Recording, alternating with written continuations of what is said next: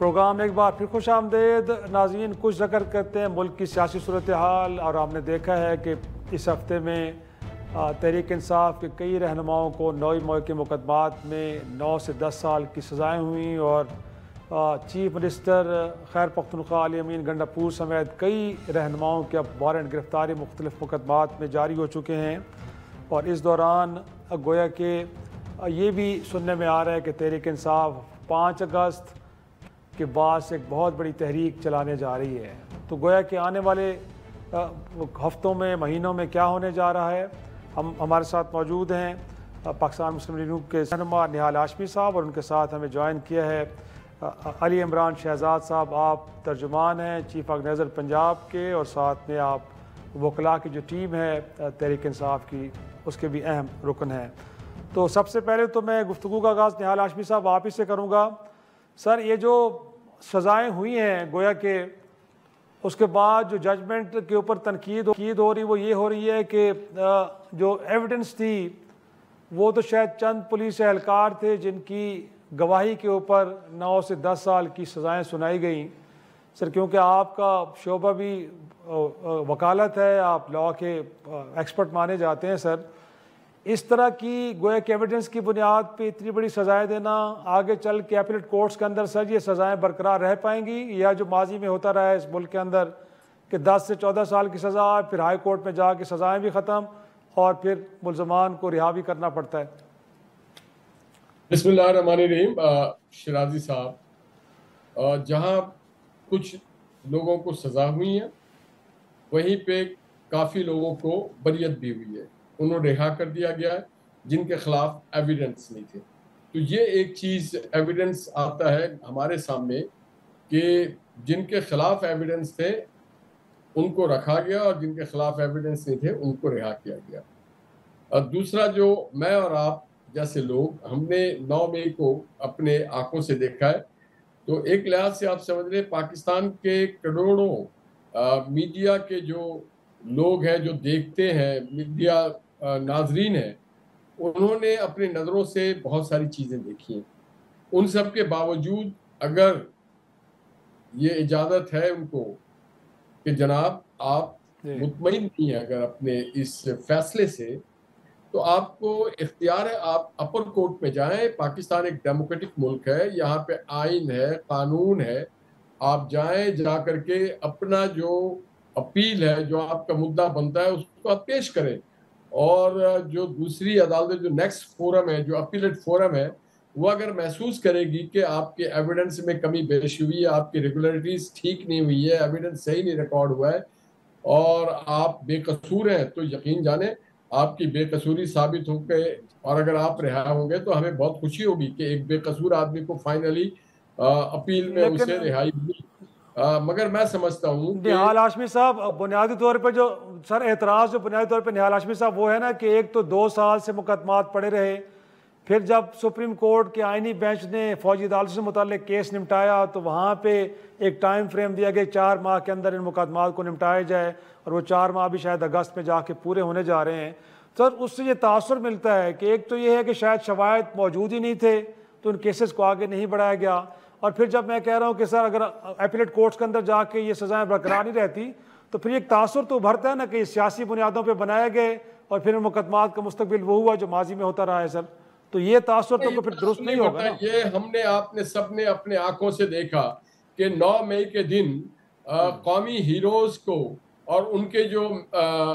वो थे स्टैचूज, उसको जिस तरह से मिसमार किया गया। हमने देखा 9 मई में जिस तरह से कोर कमांडर के घर पे हमला किया गया। 9 मई को हमने लूटमार देखी। 9 मई को हमने MM आलम के जहाज की को देखा कि किस तरह से उस पर हमला आवर हुए।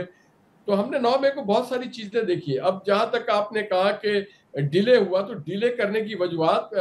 मैं समझता हूं कि प्रोसिक्यूशन जितनी अगर जिम्मेदार है तो उतनी जिम्मेदार वो लोग हैं जो हाई कोर्ट और सुप्रीम कोर्ट में अपील में चले गए और वो डायरेक्शन का इंतजार करते रहे सुप्रीम कोर्ट से कि इसमें मिलिट्री कोर्ट में या दीगर कोर्टों में क्या डायरेक्शंस मिलता है। तो जो लोग डिले के जवाब बना रहे हैं वो भी, उनको भी आप जरा देखें ना, जिन लोगों ने जाकर के एक तेज रफ्तारी से जो चलता है समाज उसको रोका, जिन्होंने उसके अंदर हार्डल्स पैदा किए,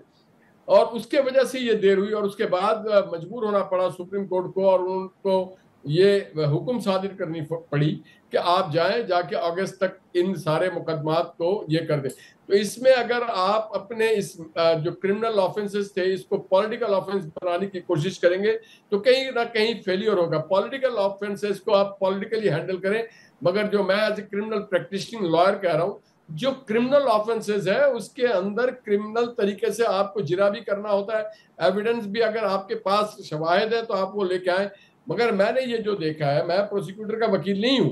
कि जो लाइव मीडिया कवरेज हो रही थी उसमें जो बातचीत की गई, वहां जिस तरह से आग लगता हुआ देखा हमने, जिस तरह से पथराव हमने देखा, जिस तरह से मियां वाली एयरबेस पे अटैक दिखा, जिस तरह से हमने कर्नल शेर खान के जो स्टेच्यू है उसको तोड़ता हुआ देखा, जिस तरह से हमने कबूतर को और मोरों को और चीजों को लूट मार करते हुए देखा, तो हमने देखा है कि ये कोई माले मुफ्त दिल रहम तो नहीं था, ये कोई माले गनीमत तो नहीं था, ये कोई दुश्मन फौज के इस असासे तो नहीं थे, ये दुश्मन की छोड़ी हुई माले गनीमत तो नहीं थी कि आप उसको लूट के लेके जा रहे हैं। Point taken sir, point taken. In fact Ali Imran Shahzad साहब, इनफैक्ट आपने सुनी निहाल हाशमी साहब की गुफ्तगू, उन्होंने कहा कि जी ये शवायद तो गोया के सबके सामने हैं, वीडियोस मौजूद हैं जिसमें सब कुछ हो रहा था। अब अगर ये बयानियाँ लेके तहरीक इंसाफ के जी दो पुलिस वालों के कि जो ये क्लेम कर रहे हैं कि जमान पार्क में एक मीटिंग हो रही थी और वहाँ सोफ़ों के नीचे टेबल के नीचे छुपे थे और उस बुनियाद पर अदालतें सज़ाएँ सुना रही हैं, वो कह रहे हैं कि जी आपने तो मुल्क भर में जो कुछ किया वो तो कैमरे की आंखों में महफूज है, तो अब आप ये क्या कह रहे हैं कि जी आपको जो सज़ाएँ जो मिली हैं वो जस्टिफाइड नहीं है? जी बिस्मिल्लाहिर्रहमानिर्रहीम, इय्याका नअबुदु व इय्याका नस्तईन। देखिए, निहाल हाशमी साहब की पार्टी का ये वतीरा रहा कि उन्होंने हमेशा हक़ाइक़ को मस्ख़ किया है और इनको केस के हक़ाइक़ के बारे में मालूम ही नहीं है कि जब लाहौर में गवाहान के ऊपर जिरा हुई और जिसमें बुरहान मुअज़्ज़म और अली इशफाक ने जब वो थाने के रजिस्टर्ड का रिकॉर्ड पेश किया, रोज़नामचा पेश किया कि वो जो दो गवाहान थे, एक खालिद नामी था और एक अफजल नामी, पूरे नाम दोनों के लास्ट नेम अफजल और खालिद था, उसमें जब थाने के साथ रजिस्टर होते हैं, निहाल हाशमी साहब एक क्रिमिनल प्रैक्टिशनर है, इनको काफ़ी सारी चीज़ों के बारे में मालूम होगा कि वहाँ पर थाने में जो भी मुलाजमीन किसी भी ड्यूटी पे जाते हैं तो स्टेशन हाउस ऑफिसर की ये ड्यूटी होती है, वो ड्यूटी बाउंड है कि उस रजिस्टर में ये दर्ज किया जाए कि आज किस मुलाजिम की, किस सपाई की, किस एएसआई की, किस नाके पे, किस पिकेट के ऊपर किस टाइम पर ड्यूटी होगी। जब वो रजिस्टर चेक किए गए तो वो जो दो गवाहान इस बात को क्लेम कर रहे थे कि वो टेबल के नीचे होकर उन्होंने सारी बातें सुनी, वो उन्होंने कोई सलमानी टोपी पहनी हुई थी कि वो पहले तो घर के गेट से इंटर हुए, फिर वो जहां पर मीटिंग हो रही थी और जहां पर इमरान खान साहब, वज़ीर-ए-आज़म इमरान खान साहब मीटिंग कर रहे थे,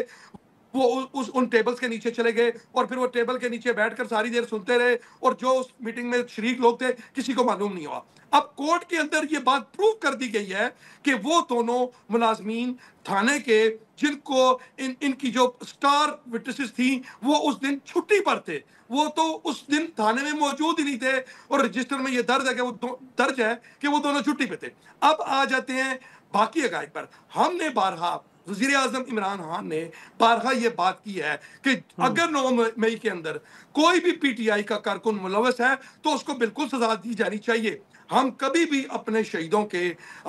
जो मुजस्मे हैं, कभी भी अपने दिफाई इदारे जो हैं, उनकी बिल्डिंग्स हैं, उन पर कभी पथराव करने के, जलाने के हामी नहीं है और ना ही हमने किसी को इंस्टिगेट किया, लेकिन it is yet to be investigated. ये तो कुछ एक्सेप्ट करें ना, कुछ एक तो एक्सेप्ट करें ना कि कुछ कारकुनों ने रेड लाइन क्रॉस की है, ये बात तो आप इस बात का एतराफ तो करें ना सर। सर देखें, हम जरूर आपकी इस बात को मानेंगे, लेकिन आप मुझे ये बताएं कि मैं जीएचक्यू हमला केस में ट्रायल में भी हूं, मैंने सारी विटनेसेस भी देखी है, मैंने पूरे ट्रायल में मौजूद रहा हूं। मुझे आप ये बताएं कि आज तक इन जो वाकयात हैं, इनकी सीसीटीवी फुटेज अदालत के सामने क्यों नहीं लाई जाती? आज तक इन सीसीटीवी फुटेजेस की क्यों लोगों की फेस रिकग्निशन सिस्टम के थ्रू जो नादरा के पास मौजूद है, उनकी क्यों शिनाख्त नहीं की जाती? हम आज भी ये कहते हैं और हमारा प्रीवियस स्टांस भी यही है कि अगर किसी भी पीटीआई के वर्कर ने किसी भी पाकिस्तान के इदारे, जो दिफाई इदारे हैं, हमारे जो हमारे शोहदा हैं, अगर उनके मुजस्मों को तोड़ा गया, उनकी बेहुरमती की, किसी जगह पर कोई जहाज था वो जलाया गया, रेडियो पाकिस्तान, जना हाउस, और आप ये देखें कि कितना बड़ा ये इनकी बातों में तजाद है कि एक फुटेज मौजूद है यास्मीन राशिद साहिबा की, जिसमें वो ये कह रही हैं कि किसी भी शख्स ने जना हाउस के अंदर नहीं जाना, और वो चीख कर माइक्रोफोन के ऊपर कह रही हैं, जिसकी फुटेजेस तमाम टीवी चैनल्स ने चलाई, आज भी मौजूद है, कोर्ट में भी पेश की गई। फिर भी आपने उस कैंसर ज़दा खातून को, जो कैंसर सर्वाइवर है, उसको 10 साल की सजा दे दी।